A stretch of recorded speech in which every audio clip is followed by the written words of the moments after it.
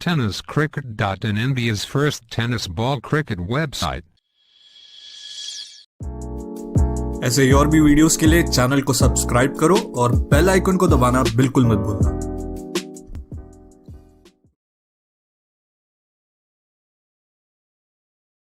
Fielder आहेत ते 30 सर्कलच्या आतमध्ये आणावे लागतील।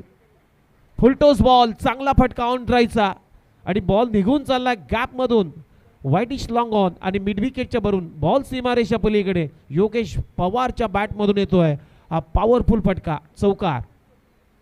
या चौकाराच्या मदतीने आता आपलं खातं उघडलंय। योगेश पवारनं पेन तालुक्यातला हा खेळाडू। ओहो, गती कमी केली, flick of the wrist, helicopter फटका, अगदी फ्लॅट अँड फ्युरियस हा फटका तो योगेश पवारच्या बॅट मधून बॉल सीमारेषा पलीकडे। तिथे झेल होता, सोडला, परंतु आता पंच तिसऱ्या पंचांची मदत घेत आहेत। जॉन फील्ड पंच आहे शशी मेहर यांचा इशारा येतोय की एक्झॅक्टली हा फटका सीमारेषेच्या बाहेर गेला की नाही। ओ, षटकार आहे, षटकार, यस। वर्षी बॅटिंग ॲज अ बॅटर म्हणून आपण त्याला मैदानामध्ये पाहतो, परंतु इथे पहा स्टँड अँड डिलिव्हर्ड, बॉलला उचलून खेळलाय योगेश पवार आणि त्याला मिळाल्यात पूर्णच्या पूर्ण अर्धा डझन धावा, 6 रन। हा बॉल रोहित भालेरावनं अगदी समोर टाकलाय, ओव्हर पिच बॉल, आणि ओव्हर पिच बॉल योगेश पवारला आवडतच नाहीये, तो सरळ फेकून देतो 6 रनसाठी। प्रणित गोलंदाजी मार्कवरती आपल्याला पाहायला मिळणार आहे। ओ, यावेळेस पुन्हा एकदा हाफ ट्रॅकर बॉल ऑन साइडला योगेश पवारसाठी। ती बाउंड्री फार जवळ आहे आणि त्या जवळच्या बाउंड्रीला मात्र अगदी सहजतेने ग्रॅप केलं आणि बॉलला फेकून दिलं सीमा पार। आणखीन एक तडाखेबंद षटकार। काय टायमिंग होतं, बॅकफुटला हलकासा गेला, त्यानंतर स्ट्रोकसाठी जागा बनवली आणि त्या झोनमध्ये चांगला खेळतो Yogesh Pawar. Mid wicket zone, square लेगचा झोन आणि जो लॉंगॉनचा झोन आहे त्या झोनमध्ये चांगले फटके सातत्यानं मारत असतो हा खेळाडू योगेश पवार।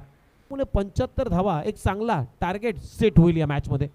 ओहो, फटका चांगला इन फ्रंट ऑफ स्क्वेअर, आडव्या बॅटनं इथे ठोकलाय स्क्वेअर लेगच्या वरून, बॉल सीमारेषा पलीकडे योगेश पवारच्या बॅटमधून आणखीन एक धमाका षटकार। कदाचित उमेश सर बोटाला लागलेल्या दुखापतीमुळे बॉल फिंगर जे आहेत त्या रोल्स करणं थोडंसं कठीण झालं आणि त्यामुळेच बॉल रिलीज करताना भरपूर अडचणी येतात। योगेश पवारसाठी सोपं झालं। आता हा मैदान जो आहे तो मात्र छोटा वाटू लागला आहे। एका मागोमाग एक हल्ले हादरे देण्याचं काम योगेश पवारच्या माध्यमातून केला जातोय। दुसरा बॅक टू बॅक षटकार। हा 4 ओव्हरचा खेळ संपला आणि या ओव्हरमध्ये धावा खर्च झालेल्या आहेत विराज तांडेलला 20। 4 ओव्हरच्या समाप्तीनंतर 65 बिनगडी बाद। पहिल्या गड्यासाठी एक चांगली भागीदारी बिल्ड केली जाते दिवाले अप्पा स्ट्रायकर्स सीबीडीयाकडून। 65 धाबांची पहिल्या गड्यासाठी एक अभेद्य भागीदारी सोमनाथ आणि योगेश पवारकडून। योगेश पवार खेळतोय 18 मिनिटं आतापर्यंत झालेले आहेत। लक्ष करणं सोपं नसतं क्रिकेटमध्ये मित्रांनो। ओहो, फटका चांगला आहे, बॅटचा स्विंग चांगला आहे आणि बॉलला उडवलाय, वावराच्या बाहेर पाठवलाय बॉल, बॉल सीमा पार, षटकार येतोय आणखीन एक योगेश पवारच्या बॅटमधून। चला नेक्स्ट मॅचचा टॉस आता मी करणार आहोत, त्यासाठी मच्छिंद्र नाना प्रतिष्ठान बेलापूर आणि दिवा कोलीवाडा त्यांच्या विरोधामध्ये कुमार 11 तुर्बे आणि जय गजानन कोक्षेत दोन्ही टीमचे कॅप्टन आपण टॉससाठी लगेचच व्यासपीठावरती यायचं आहे। नेक्स्ट मॅचचा टॉस केला जाईल, जर एखादा कॅप्टन उशीर आला तर त्या संघाला मात्र पेनल्टी रन स्वरूपामध्ये दिली जाईल, लक्षात घ्या, हे कडक आणि त्यामुळे चान्सेस आहेत। आणि पहिली 50 या स्पर्धेतली नगरसेवक ट्रॉफीतली पहिली 50 लगवलेली आहे।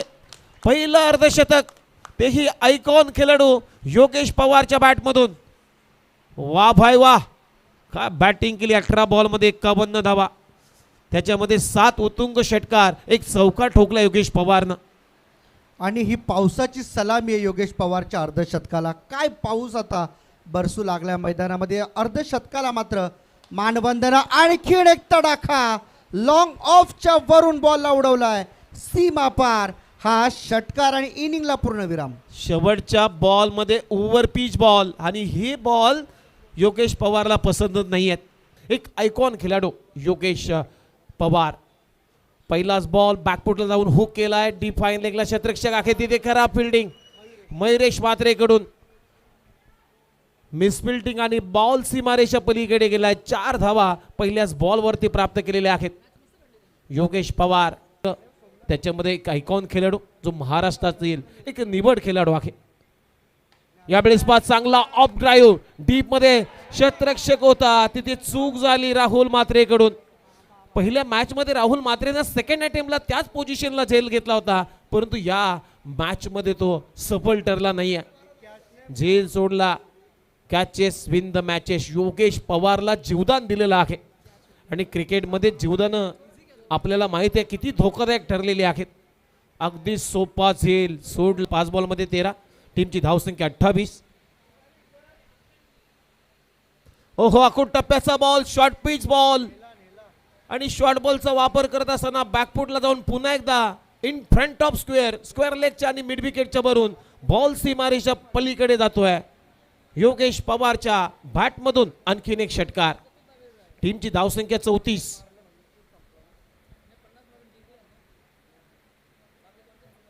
पहिल्या बॉल व या अगोदरच्या बॉलवरती 2 धावा का घेतल्या नाहीत हा सांगणारा फटका योगेश पवारच्या बॅटमधून षटकार आलाय. पहा आपल्या स्क्रीनवरती. अशी गोलंदाजी तुम्ही योगेश पवारला करू शकत नाहीये. पुन्हा एकदा समोर दिलाय. आता स्ट्रेट डाऊन दी ग्राउंड. अगदी लॉंग ऑन क्लिअर करत बॅक टू बॅक दुसरा षटकार येतोय योगेश पवारच्या बॅटमधून. झेल सोडल्यानंतर काय होतं मित्रांनो हे आपल्याला माहिती आहे. ही आम्ही नव्याने सांगण्याची गरज नाही आहे. कुठल्याही क्षेत्रामध्ये एखाद्या व्यक्तीला जीवदान दिला तर मात्र ते जीवदान धोकादायक ठरलेले आहेत. इतिहासामध्ये सुद्धा माहिती आहे तुम्हाला ज्यावेळेस पानिपतचं युद्ध लढलं गेलं मराठ्यांचं जे मोठं युद्ध होतं मराठ्यांचा पराभव जरूर झाला परंतु त्या पानिपतच्या युद्धामध्ये सुद्धा इब्राहिम खान गारदी याला जीवदान दिलं होतं जो मराठ्यांच्या तोफखान्यांचा प्रमुख होता आणि त्या जीवदान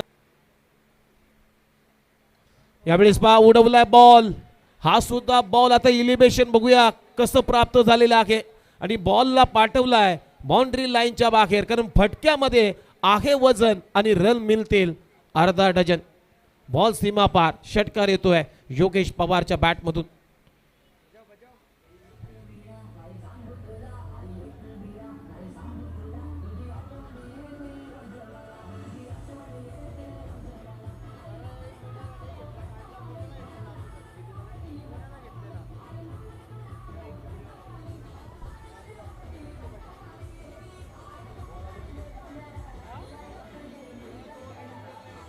थँक्यू डीजे थँक्यू. यांनी षटकाराच्या मदतीने आता धावफलकावरती अर्धशतक आपल्या टीमचं लागलेलं आहे. 50 रन कंप्लीट.